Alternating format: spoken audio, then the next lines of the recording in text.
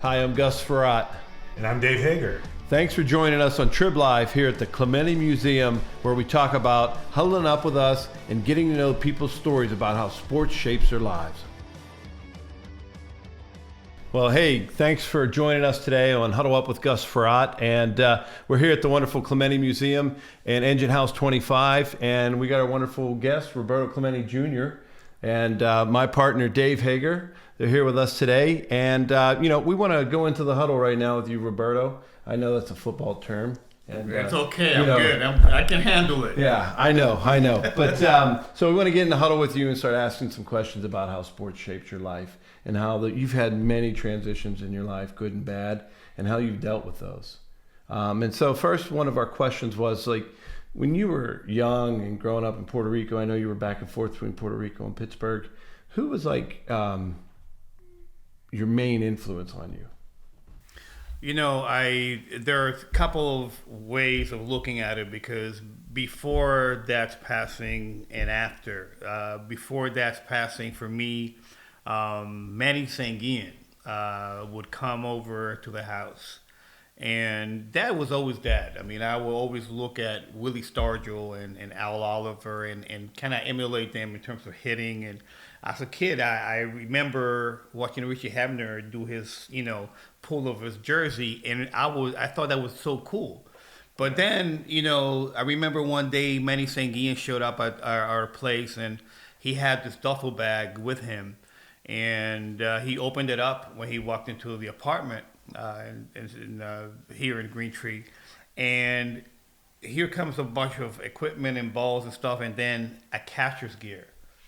When Dad saw the catcher's gear, he says, "Get the stuff out of my house right now. None of my kids are going to be a catcher, blah, blah, blah."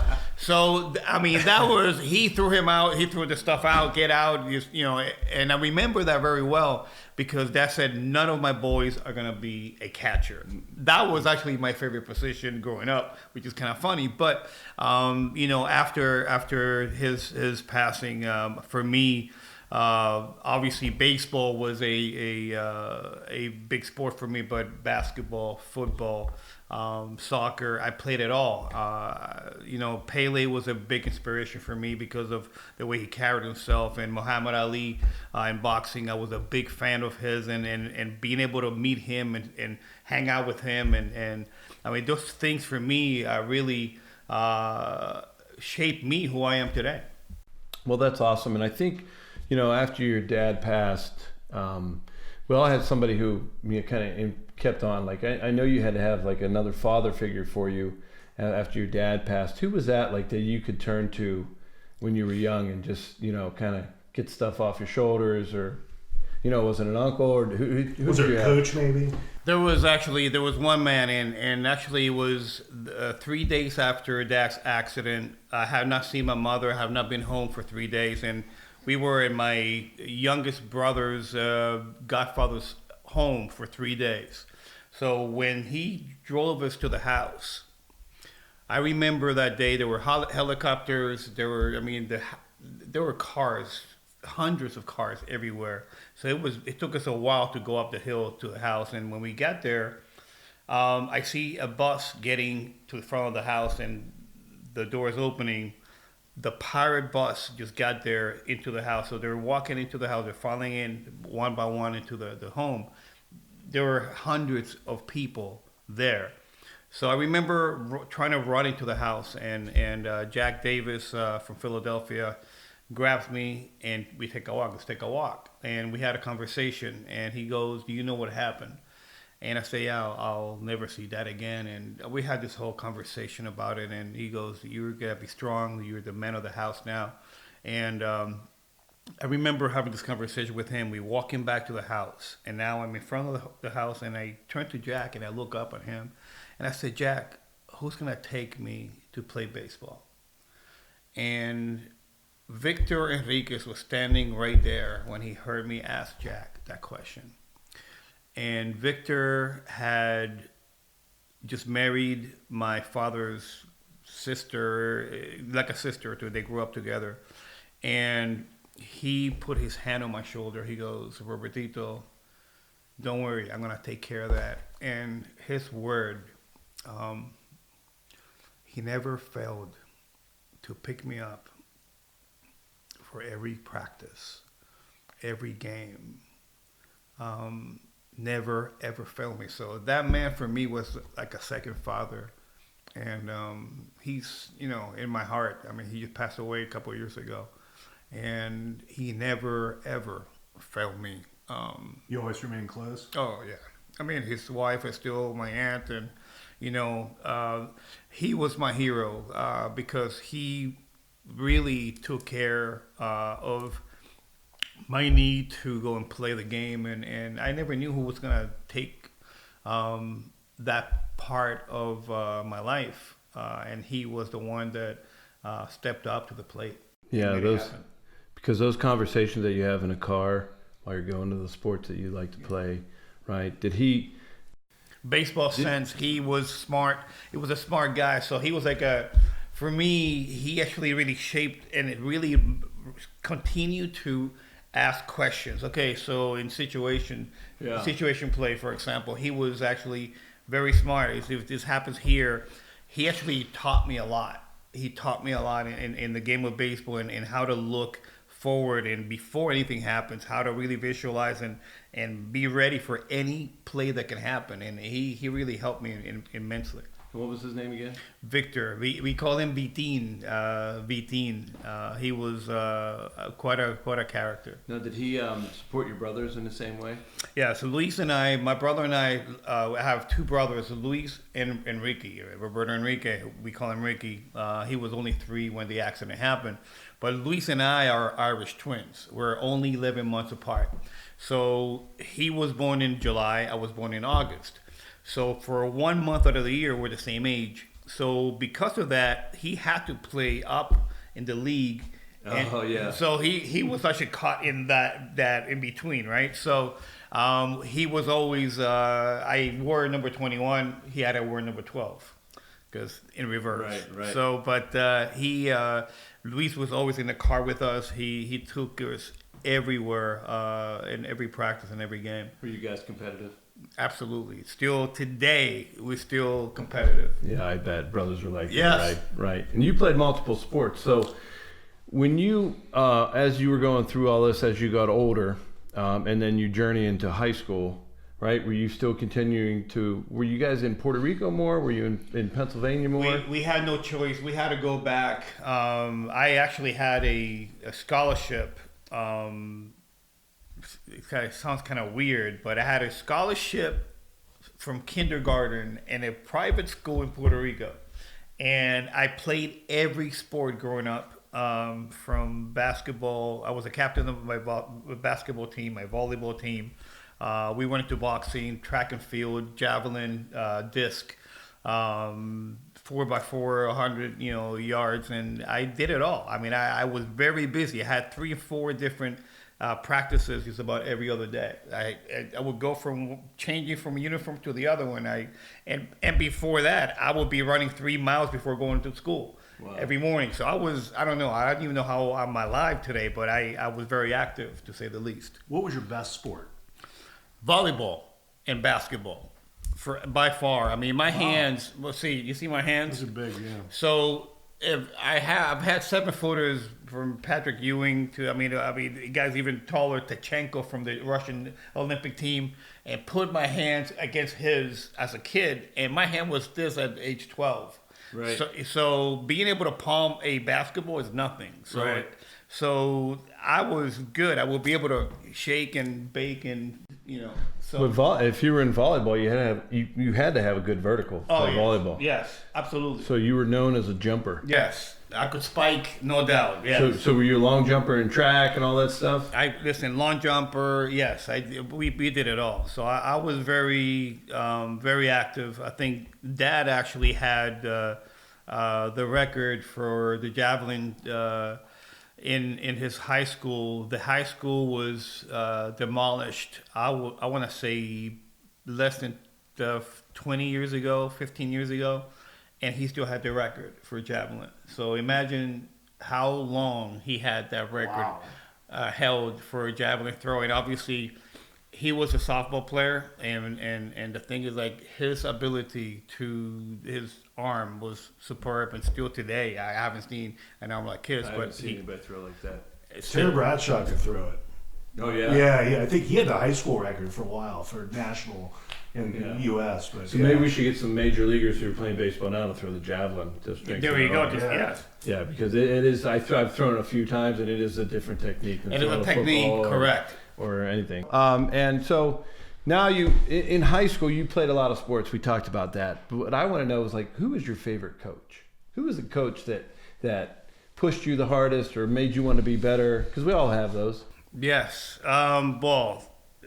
Growing up, I had this guy. His name was Willie Medina, and Willie was a very young coach for me, and he really taught me a lot. But then when I became a professional, Broly DeArmas, who played for Philadelphia Phillies, and that's when I signed with the Phillies in '84, he pushed me. He actually taught me a lot. He and Aviles from Puerto Rico, and those two really gave me a hard time because they saw a great potential, and I was lost. I mean, I got to Clearwater when I signed with the Philadelphia Phillies, and I walked in. I remember walking in, and I was lost. I had a lot of questions, and I had no one to turn to actually ask those questions. And those guys kind of gave me a hard time in the beginning, but then they opened up and said, "Listen, we played against your dad, and they knew that they needed to kind of step up and at least give me some guidance." Nice, Dave.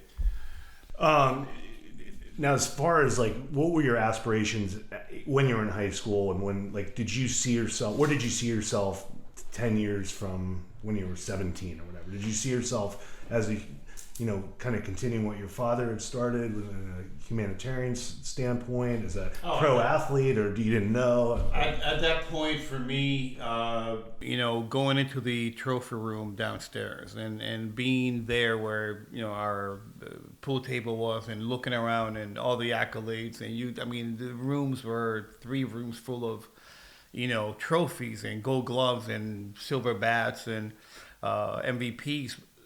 For me, the 2 items that really I connected the most were the 1960 and 1971 World Series rings. Mm-hmm. And for me, I felt that I wanted to earn my own. And that became a goal. That became a goal to become a professional baseball player, and a goal to go to the World Series and actually earn my own World Series rings. Right. And that is something that I tell young kids and about never giving up on your goals and that you set, and every day be able to continue working towards that goal. So getting hurt in '86 with San Diego was a big turning point in terms of thinking I'm never going to get to the World Series, and 3 surgeries, 3 years of rehab, and then signing with the Orioles in '89, being paralyzed, spring training, back injury. So that in itself stopped that. Obviously, my career and my dream of going to the World Series and earning my own rings. Then after that, I decided to become a broadcaster. And because of becoming a broadcaster for the New York Yankees, I was able to go in 1998, 99, 2000, and 2001 to the World Series. Those are glory years. They were the best years for the Yankees, period. I was fortunate enough to be part of that team, not as a player, but as a broadcaster. So it shows that if you love your game and you're connected to the game, somehow you can still be part of a team and earn your goals. That way, if you don't have the ability or for some reason it's cut short because of injuries, you can now be part of a team that way as well. Well, and you probably earned World Series rings for the broadcast, yes. right? Wow. I have 3 rings. rings. Was it 3? Wow. Yes. Well, that's great. And that's kind of like so important for kids to hear, is that you have all these transitions in your life, and then you have this goal that you want to be the best and win a World Series, but then something cuts it short.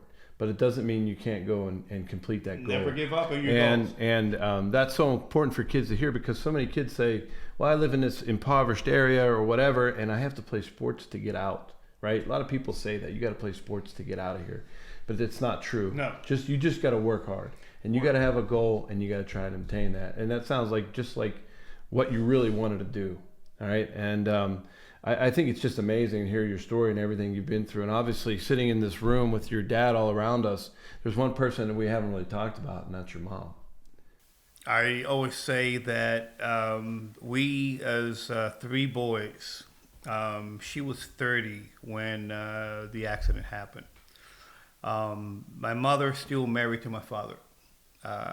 And we always say that we are very, very proud to be Roberto Clemente's sons, but we were very fortunate to be Vera Clemente's sons. So what did she use? Did she have a spoon? Did she have a switch? What was it? You know, mom had the ability. We were sitting here, and if we were acting out for any reason, somehow it was invisible.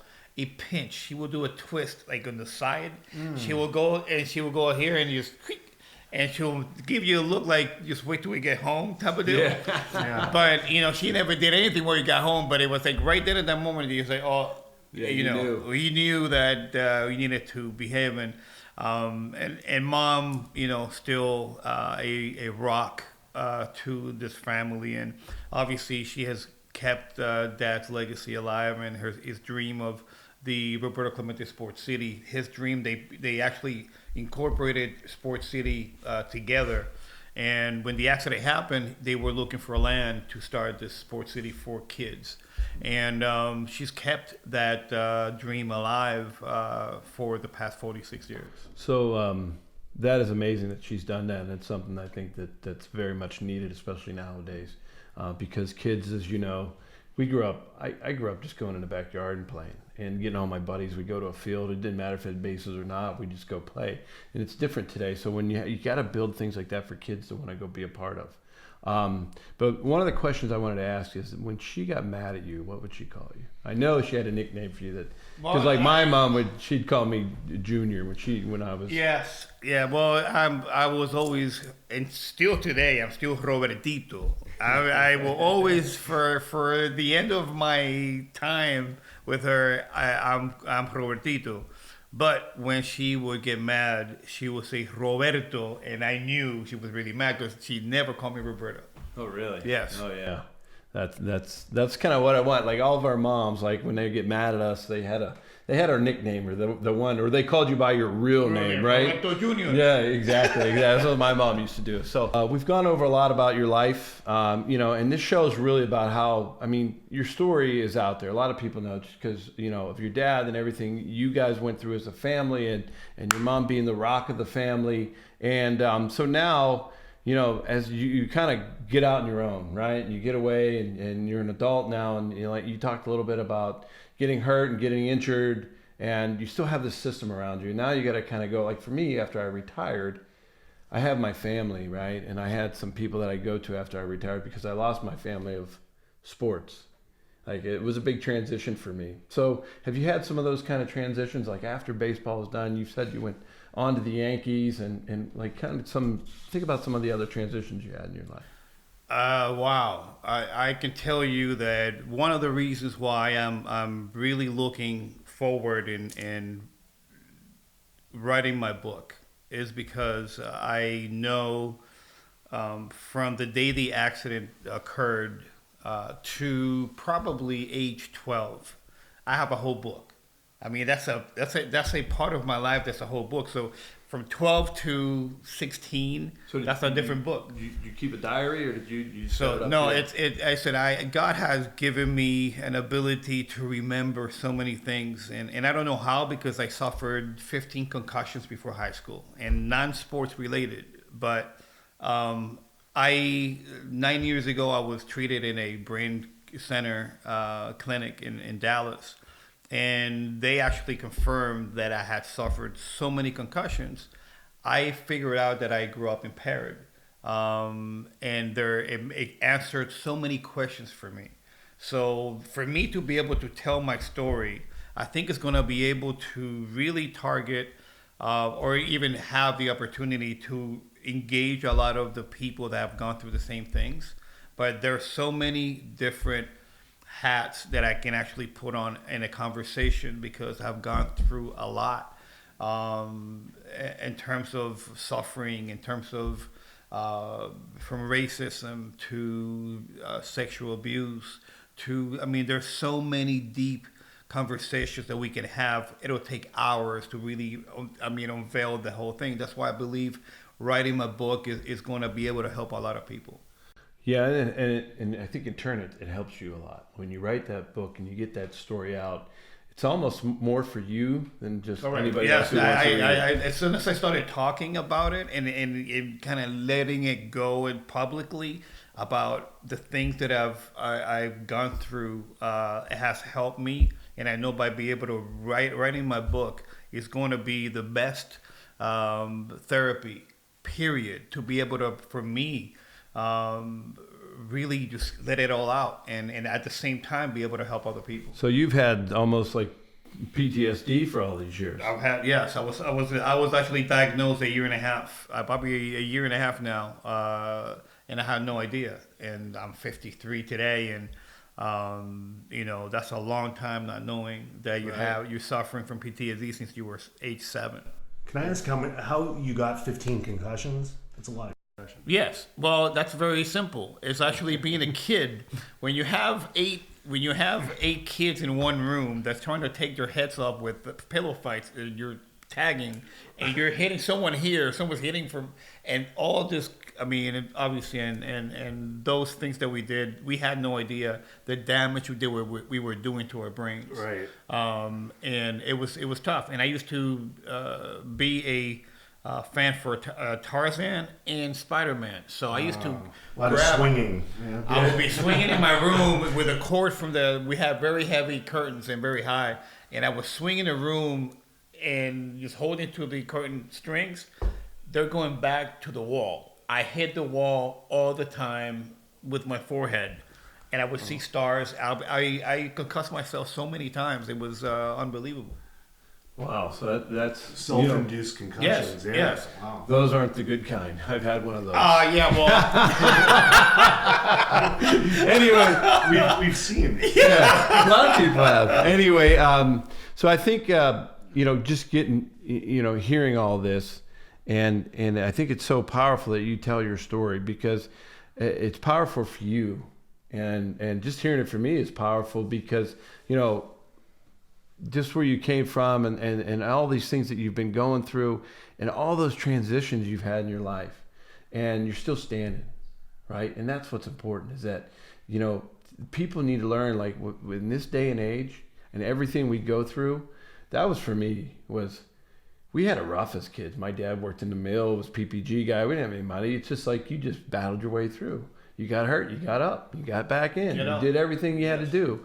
And so I think when you talk about concussions and all those things, and now being a part of the company RC21X, which is named after your father, and understanding brain performance, and I think now I see why you wanted to be involved in that, telling your story. So that's really important. So we talk about brain health a little bit and how you've changed and how you let it change your life and understand it a little bit more. Now, you have children, you have 4 children, right? Correct. Yes. And you have grandkids, correct? I am waiting actually next, in a few weeks, couple weeks, I'll have my 4th grandchild. So yes, I'm a grandfather of 3, waiting for my 4th grandchild.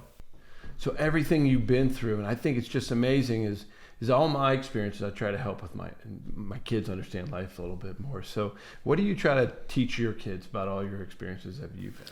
I missed a lot with my 3 daughters. I always said that God had a very good sense of humor because he sent me 3 daughters and I always wanted a boy, right? But obviously I was not prepared to have a boy. And just understanding how tough it is to be a parent. For me, I didn't know how to be a parent because I didn't have my father around. I was afraid to fail my children. And it really messed me up. I mean, it was a very hard time for me. They understand me now because we have these conversations, and they understand where I was, and they forgive me. Dad, we forgive you. Don't worry, because we understand. I was actually not only not having my father around, but I had the world looking at me like I was my father. So they wanted to come to me and touch me like they were touching my father. Right. They start crying. I consoled so many thousands and thousands of people that never knew my father, but they would meet me and they would start crying. They would get emotional. And these people are adults, and I'm a young kid, and I'm looking at them. They're bawling, and I'm consoling them because of my loss, but it was their loss as well. So anyway, it's a very complicated situation for me to really articulate it as a whole in such a short time. But for me, it really showed the love that the people have for my father, but at the same time, they never asked me how I was. Right. It was about them. It was about their relationship with my father, and that was it. And for many, many years, I was alone. I felt alone. I felt guilty until 2004 because of him getting on that plane, because I tried to stop him. I told him not to get on the plane because the plane was going to crash. So that's another element of my whole situation growing up. I felt guilty that I did not do enough to get him not to get on that plane. Yeah, and it took you a long time to come and understand that wasn't your fault.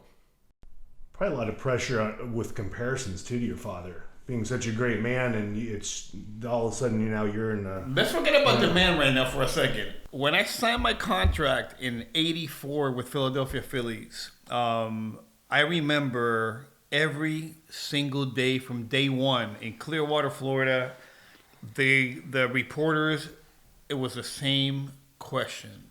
Are you as good as your father? Man. My answer was like, is anyone good as my father right now? Right. And I'm only 18 years old. Right. So why are you asking me? Yeah. I'm not even in the major leagues yet. Right. I just signed a contract. I'm here.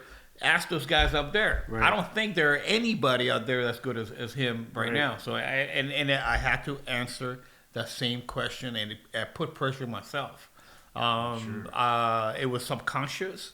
It was tough. It was really tough. Looking back at it, I really had a hard time with it. So all the issues that you went through, did your brothers kind of go through a lot of the same things? I think my mother protected Luis Enrique. Mom left everything intact after the accident. I was always with Dad. I would get in the car and we would go and spend time. Mom had Luis Enrique kind of right here. When the accident happened, it stayed the same. I really grew up alone in many aspects. I had to get in a plane and go and speak at a banquet, receiving an award on behalf of the family. And I'm talking about very young. I would get in a plane, go to a different city, miss school to go and receive an award, and then fly back home alone. So I grew up very quickly. I did not have a childhood. So for me, it was quite an interesting dynamic. I handled it the way I could, and it's who I am today. I was able to, just go and be in front of people, speak, and that's all I knew to do.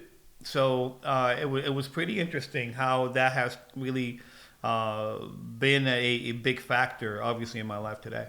So before we break the huddle here, so you have girls, you have grandkids, and then recently you just had Roberto Clemente III. Tell us about little Ro. God knew that I needed to be prepared and ready to have a baby boy. And to name him Roberto Clemente III, it's a big deal. And I thank God that today I can actually make sure that he understands his responsibility to carry that name. And I'm very proud that I am where I'm sitting today, being able to watch him grow every day. And I want to make sure that he understands that his name is going to be able to do good for humanity. Now, are you going to let him be a catcher? If he wants to be a catcher, I don't care. He can do whatever he wants to do. Absolutely. I'm surprised Manny hasn't sent you the whole bag of catcher's equipment in it. That's to come, I'm sure.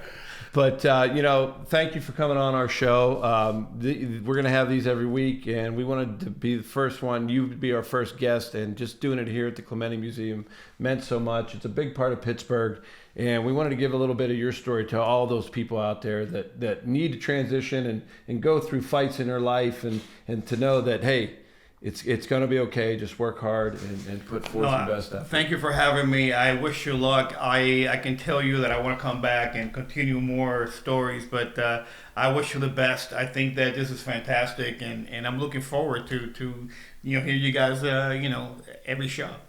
Yeah, it's going to be great. It's going to go right out on Trib and be on Trib Live and Huddle Up with Gus. Check us out, and at least we got one good-looking guy with us here and makes the camera look way better. So thanks for joining us today and listening to our stories with our special guests, Roberto and Dave. What do you think about Roberto's story? Oh, it was unbelievable. I was sitting here next to him, riveted to every word. And doing it with his dad surrounding us was incredible. So please join us again next week when we bring on Rocky Blyer.